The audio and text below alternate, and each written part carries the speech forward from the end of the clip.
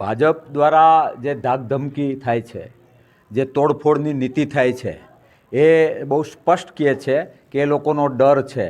સાહેબ, ગુંડાગીરી કરવી ખૂબ સરળ છે, અસામાજિકતા કરવી ખૂબ સરળ છે, પણ સત્યને, ધર્મને, રાષ્ટ્રપ્રેમને અને નાના માણસને સાથે લઈને રાજનીતિ કરવી એ આમ આદમી પાર્ટી જ કરી શકે. અને ચાર રસ્તે અમે હળવદની જનતાને એ જ વિનંતી કરી છે કે તમે અત્યાર સુધી જે પાર્ટીમાં માનતા હતા તે જેને મત આપ્યા એ પણ એક સેમ્પલ માટે, એક અખતરા માટે, હું અવારનવાર કહું છું કે શરીરમાં કંઈ તકલીફ થાય તો કોઈ પણ બ્લડ સેમ્પલ ખૂબ જરૂરી છે.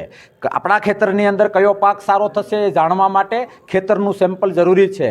તમારા માધ્યમથી હળવદના દરેક મતદારને હું વિનંતી કરું છું કે તમે જે પાર્ટીમાં હોય, અમારા જે 10 યોદ્ધાઓ છે, એક વખત તક આપો, એક વખત મત આપીને જીતાડો.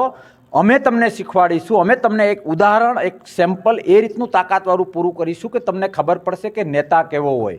અરે નેતાગીરીની નશામાંથી બહાર નથી આવતો, નાના માણસની કોઈ કદર નથી, રોડ રસ્તાની કંઈ કિંમત નથી. મેં એ પણ જાહેરમાં કહ્યું કે છોટા કાશી તરીકે ઓળખાતું આ નગર આજે ક્યાંક છોટા સ્મશાન કરતાં પણ ખરાબ હાલતમાં છે. જનતાને શું ગણે છે? અરે સાહેબ, 13.70 લાખ રૂપિયા હળવદનું લાઇટ બિલ ભરવા માટે આ લોકો સક્ષમ નથી. જનતાને શું સમજે છે? અને એટલા માટે અમે અપીલ કરવા આવ્યા છીએ હળવદની જનતાને કે અમને તક આપો, સેમ્પલ આપો. એ ભવિષ્યમાં પણ તમને કામ આવશે કે આમ આદમી પાર્ટીને, ઝાડુને, સાવરણાને મત આપવો કે નહીં. અમારો 1 સિપાઈ, 2 સિપાઈ કે 10 સિપાઈ જો અહીંયા હશે ને તો એક્ઝામ્પલ અમારે તમને આપવું નહીં પડે. તમે તમારી નરી આંખે નિહાળશો કે નહીં, નેતા, લોકલ નેતા, સ્થાનિક નેતા આવો હોવો જોઈએ જે ગરીબ, મધ્યમ વર્ગ અને નાના માણસની ખાલી ચિંતા કરે.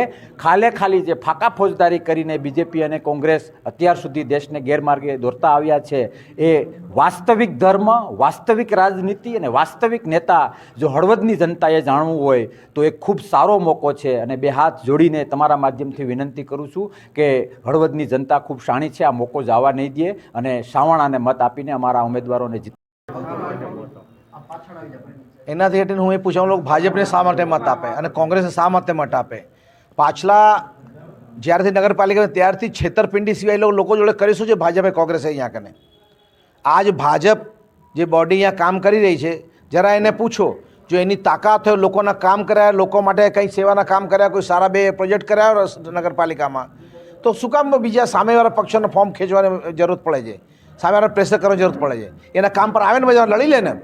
અને આમ આદમી પાર્ટી ચેલેન્જ કરે છે ભારતીય જનતા પાર્ટીને કે જો તાકાત હોય ને તો આવો અમારા સામે, મતદારની લડો સામે. અમારો એક પણ કોર્પોરેટર જીતશે ને તો આમને 6ઠ્ઠીને ધાવાની યાદ કરી તાકાત અમારા એક કોર્પોરેટરમાં છે. આજ તો 10 જીતવા જઈ રહ્યા છે. લોકોને સંપૂર્ણ વિશ્વાસ છે અને એ વિશ્વાસ અમે જનતાને બનાવી રાખશું અને અમે પુરવાર કરશું કે આમ આદમી પાર્ટી જે કે છે એ કરે છે. દિલ્હીમાં કર્યું, પંજાબમાં કર્યું, હવે ગુજરાતમાં થશે, એમાં હળવદમાં થશે. આમ આદમી પાર્ટીને એટલા માટે લોકો મત આપશે, હળવદની જનતા, કારણ કે 2012 અને 13ની અંદર નગરપાલિકાની ચૂંટણી નથી થઈ. શેના લીધે નથી થઈ? કોંગ્રેસને ઉમેદવારો નહોતા મળ્યા. તો કોંગ્રેસને શા માટે હળવદની જનતા મત આપશે? ભાજપને શા માટે મત આપશે? કારણ કે 2012-13ની નગરપાલિકાની ચૂંટણીની અંદર બેઠી કઈ રીતે. તો આજી વખતે આમ આદમી પાર્ટી લડી તો પહેલાં જ મેં કીધું હતું મીડિયાના માધ્યમથી, તમારી ટીવી ચેનલ ઉપર પણ કીધું હતું કે ભાઈ હળવદની અંદર એક પણ વોર્ડની અંદર બેઠી ચૂંટણી નહીં થાય. આજે અમારી એક તાકાત તો મળી ગઈ છે કે એક પણ વોર્ડની અંદર અમે આજે હળવદની અંદર બેઠી ચૂંટણી નથી થવા દીધી. આ આમ આદમી પાર્ટીની તાકાત છે. અમે હળવદની જનતાને કહેવા માગું છું કે આવનારા દિવસોની અંદર આવી જ રીતે તમે અમને સહયોગ આપશો તો અમે તમારા વતી હળવદ નગરપાલિકાની અંદર નેતૃત્વ કરશું. અને જાહેરમાં કહું છું અને મીડિયાના માધ્યમથી કહું છું કે મારું અંગત સપનું છે કે હળવદને એક દિવસ રીતસરમાં કાયદેસર રીતે છોટા કાશી બનાવવું છે અને ભારતની અંદર હળવદનું એક ધર્મ સ્થાન તરીકે આપણા હળવદને ઉભરાવવું છે. એવી અપેક્ષા સાથે અમે આ નગરપાલિકાની ચૂંટણીની અંદર ઉતર્યા છીએ અને અમારો એક ઉમેદવાર છે, સોપારી જેવડી પાર્ટીનો એક ઉમેદવાર છે